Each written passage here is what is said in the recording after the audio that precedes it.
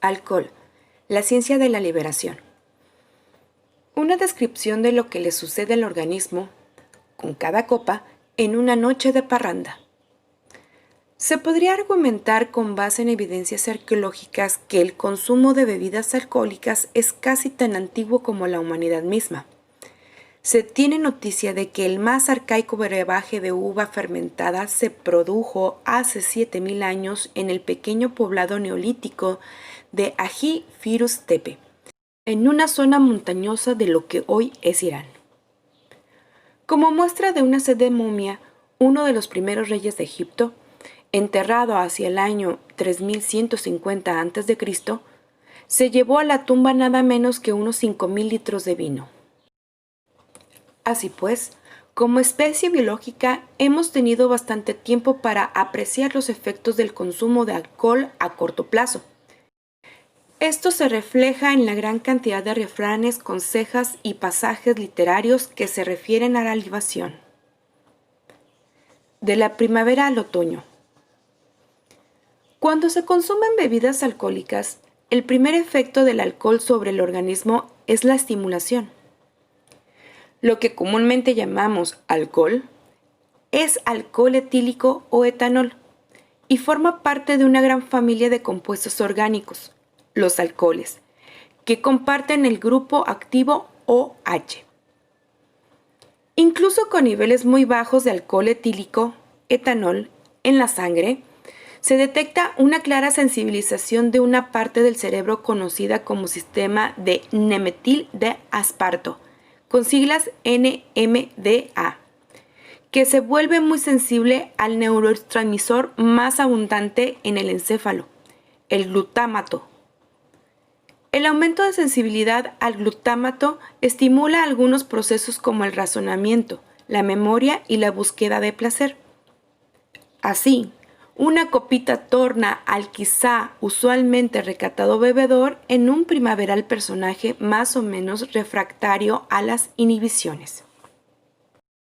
Y en ello no estamos solos. Si a una rata de laboratorio se le administra un poco de alcohol, también ella se torna más vivaz y comienza a explorar sus alrededores. La ingestión alcohólica desde luego no se mide en copas, sino como la concentración de alcohol en la sangre de un individuo. Por ello no son equivalentes una copita de vino o cerveza que una de tequila o whisky. Las primeras tendrán un menor efecto fisiológico que las segundas, pues las bebidas destiladas contienen más etanol por unidad de volumen que las solamente fermentadas. Con la segunda y tercera copitas nos sentimos todavía más eufóricos. Y si en ese momento un neurólogo nos colocara electrodos en la cabeza para medir la actividad cerebral, resaltarían las llamadas ondas alfa, el patrón del electroencefalograma que generalmente aparece cuando uno se relaja, de reposo, no de relajo. Con 3 o 4 copas de alcohol en la sangre, los mismos receptores NMDA que nos llevaron cuesta arriba, de pronto dejan de responder. Y no solo eso, sino que dejan a otro sistema bioquímico a cargo del funcionamiento cerebral, el del ácido gamma-aminoburítico, siglas GABA, GABA. Desafortunadamente para los parranderos, el GABA es uno de los principales sistemas inhibitorios del cerebro, y al activarse hace que muchas neuronas dejen de transmitir sus señales y por eso viene el famoso bajón. A partir de ese momento, el alcohol deja de ser un estimulante para convertirse en un sedante. De hecho, algunos medicamentos como el Valium, una benzodiazepina, actúan también sobre el sistema GABA. Si una copita puede hacer una primavera y unas cuantas un animado verano, pasarse de la cuenta invariablemente lleva al otoño. Sueño o pelea. Ya para la quinta bebida comenzamos a dar pena, pues olvidamos parte de nuestra capacidad para hablar, caminar y mantenernos de pie sin tambalearnos. La explicación de esto es que el alcohol no afecta a una única parte del cerebro dependiendo de la dosis ingerida, sino que pasada cierta concentración, actúa sobre distintas regiones. El hipocampo, que procesa la memoria, el tálamo, que controla la información sensorial y motora, y el cerebelo, que nos permite hacer movimientos finos, hablar claramente y sostenernos erguidos. También se sabe que el consumo de etanol disminuye el metabolismo del cerebro, en particular en la parte posterior del mismo, lo que se conoce como lóbulo occipital. Esta región controla la visión y su inhibición podría explicar la visión borrosa durante una intoxicación alcohólica severa. Esta serie de desarreglos puede culminar en dos espectáculos igualmente lamentables, aunque de naturaleza opuesta.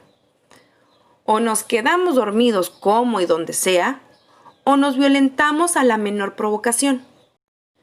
Si a alguien le sirve de consuelo, parece que la genética está involucrada en el asunto, pues entre los animales embriagados experimentalmente también se da esta dicotomía. Las distintas respuestas a un mismo estímulo obedecen a la variación genética entre individuos. En el caso de la intoxicación por alcohol hay variación genética en la manera en que distintos receptores del sistema nervioso responden a los niveles elevados de etanol. Algunos modifican la atención o el estado de ánimo, otros incitan a la agresión o despiertan el instinto sexual, etc. Si se optó por la sana vía del sueño, resulta que ebrio no se gozará de uno muy reparador que digamos, pues el patrón de sueño no será normal. Eso, suponiendo que los giros que parece dar la cama en cuanto ponemos la cabeza sobre la almohada nos dejen pegar ojo. En realidad, el mareo puede haber iniciado antes de acostarnos. Y la explicación del mismo es que el alcohol llega al oído interno a través de la sangre, a los llamados canales semicirculares, que son los que nos hacen mantener el equilibrio.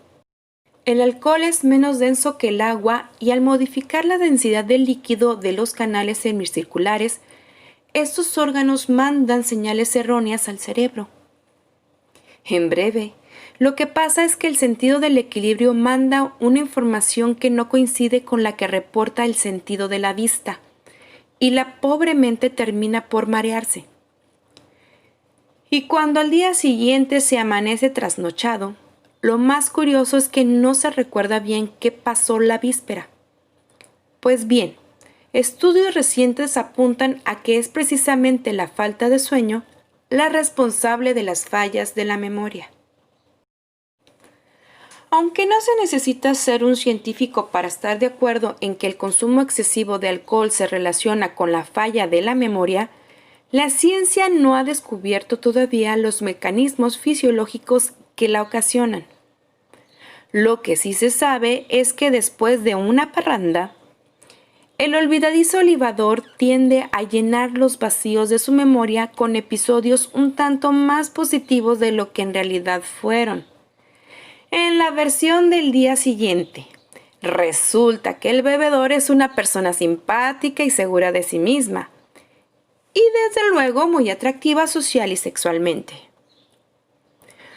Como método para levantar la autoestima estaría bien, si no fuera porque se ha demostrado que rellenar las lagunas mentales con estas falsas perspectivas optimistas es uno de los factores de riesgo que conducen al alcoholismo. Cuando una persona no cobra conciencia real de los efectos del etanol, es mucho más probable que beba en exceso en el futuro. Si desgraciadamente el consumo alcohólico desemboca en un comportamiento agresivo, basta citar unas cuantas estadísticas para poner el asunto en su preocupante dimensión. Cada semana hay peleas en 6% de los famosos y abundantes pubs o cantinas tradicionales de las Islas Británicas. Y oficialmente se reconoce que el arma ofensiva más frecuente en Gran Bretaña es el aparente inocuo vaso cervecero. En el caso de la intoxicación por alcohol, hay variación genética en la manera en que distintos receptores del sistema nervioso responden a los niveles elevados de etanol. Algunos modifican la atención o el estado de ánimo, otros incitan a la agresión o despiertan el instinto sexual, etc. Beber hasta morir. Los efectos del alcohol dependen de la concentración del mismo en la sangre, y esta a su vez resulta de un toma y daca a nivel fisiológico. El balance entre la absorción y la eliminación del etanol en el cuerpo. El alcohol se absorbe mucho más rápido si se tiene el estómago vacío. En cambio, la presencia de alimentos impide que el alcohol llegue de golpe al intestino delgado, que es donde pasa al torrente sanguíneo. Moraleja: para disfrutar de una fiesta, más vale comer y beber que solo libar. Es más, conviene ingerir alimentos grasosos un poco antes de salir rumbo al guateque, pues para cuando se llega, las paredes del intestino estarán ligeramente recubiertas de una película de grasa que dificulta la absorción de alcohol. Del intestino delgado, el etanol pasa por el hígado, donde una pequeña parte del mismo se elimina constantemente.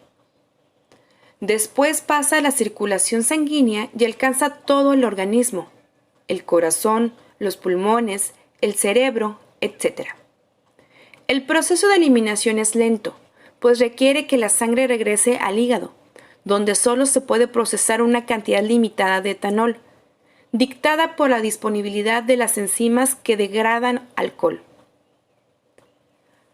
Algunas etnias, como las del Lejano Oriente y los indígenas americanos, son más susceptibles al consumo de alcohol. Léase, se emborrachan más fácilmente, porque no tienen la enzima de alcohol deshidrogenasa. Otro factor a tomar en cuenta es la talla de la persona que ingiere alcohol, pues de su estatura dependerá su volumen corporal y por ende sanguíneo. No es lo mismo diluir un volumen dado de etanol en los más o menos 6 litros de sangre de un hombre adulto de talla elevada que en los 4 litros o menos de una persona menor. Las diferencias de aguante, las más de las veces obedecen a la distinta talla que a la distinta capacidad de beber alcohol. La práctica sí es un argumento válido. Como muchos otros sistemas biológicos, el hígado responde al consumo habitual de alcohol produciendo más enzimas encargadas de metabolizar etanol y los bebedores frecuentes en efecto pueden beber más sin embriagarse. Pero esto es un arma de doble filo, pues por lo mismo tienden a beber más y se les puede pasar la mano. Pero en realidad, pocos serán los fiesteros que, literalmente, beban hasta la inconsciencia. Menos mal, pues para cuando la concentración de alcohol en la sangre alcanza los 5 miligramos sobre mililitros, dosis digamos que correspondiente a unos 20 caballitos de tequila con el estómago vacío, se está cerca de la dosis letal. A esta concentración, los centros del cerebro que controlan la respiración dejan de funcionar. Uno pensaría que nadie sería capaz de beber hasta morir. Sin embargo, hace poco, un grupo de rusos pasó sin escalas de un concurso de bebedores de vodka al cementerio. Y probablemente a los anales de la estupidez, al fallecer tras haber ingerido cada uno más o menos 1,5 litros del mentado licor. En resumen, como dijera Sir Walter Raleigh, 1552 a 1618. El primer trago sirve para la salud, el segundo para el placer, el tercero para la vergüenza y el cuarto para la locura.